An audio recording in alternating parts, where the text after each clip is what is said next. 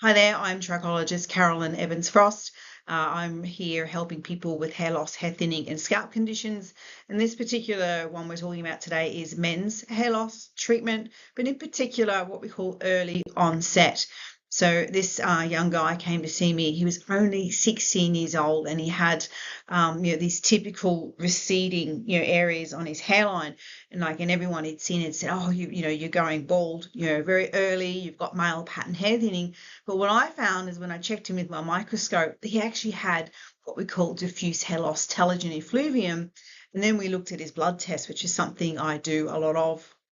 And I found he had all these deficiencies. So for someone who's age 16, he had really low iron and low ferritin. He had gone through a growth spurt. He had super low vitamin D, it was deficiency status, and he also had low B12. So when you've got these kind of deficiencies happening, it affects what we call the hair cycle. So, affects the entire head, but it can actually bring on the hereditary factors of this pattern hair thinning. And he did have a family history, but his dad, it hadn't happened. I think his mum said that he was over 50 when it happened to his dad. So at 16, it's early onset because there's other causes. So if you know any young guys that this is happening to, there's normally always something else that's triggering it.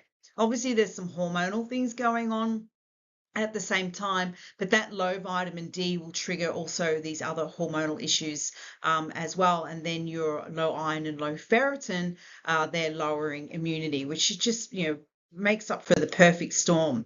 So we went in with a 4-month treatment plan. We teach them how to do this stuff at home. We restored nutrition through food. We had to use supplements because of the deficiency status.